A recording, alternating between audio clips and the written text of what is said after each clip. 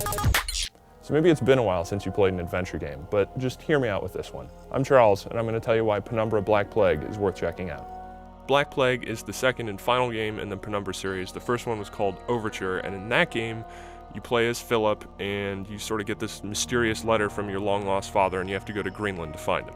Turns out Black Plague is the better game. First off, you don't have to deal with that kind of exposition. You start out in the shelter, so you're already embroiled in the action, and there isn't any half-baked fighting system in this one. It's a pure adventure experience. You do run into the occasional monster patrol here and there, but they're easy to avoid, and generally you're free to explore the puzzles, which are pretty good. Which is mostly a result of the physics system built into the game that makes the puzzles satisfying, since you actually have to grab onto pieces of the environment and manipulate them with mouse movements that mimic what you might do in real life. So you pull back on the mouse to open a drawer, circle the mouse to turn a valve, push on the outer edge of a door to open it, and there are plenty of items that can be tossed around as well. Because of this mechanic, for me, it made me feel more rooted in the game world, because many of the puzzles actually made sense, at least more sense than like strapping a cell phone to a cat. As far as story goes, there isn't all that much in the way of character development, but there is an interesting mechanic used to enhance the narrative, forcing you to doubt if what you see is really there.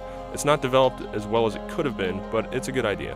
What's there, and what keeps you immersed in the game world, which is important for adventure games, is a definite sense of atmosphere.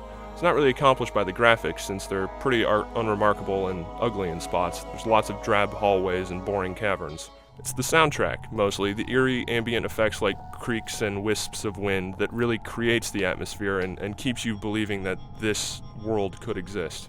Another important part about this game, I think, is the physics system itself. It's not like mind-blowing or anything like that, but it does give an indication of the sorts of things that can be done in adventure games to make them feel new and feel fresh again. And while not all of the elements in Black Plague are executed as well as they could have been, it does have some good ideas under the surface, which really make it worth checking out. It's not a particularly long game, about 6 or 7 hours, so it's a perfect title for a weekend. Just make sure you play it in the dark.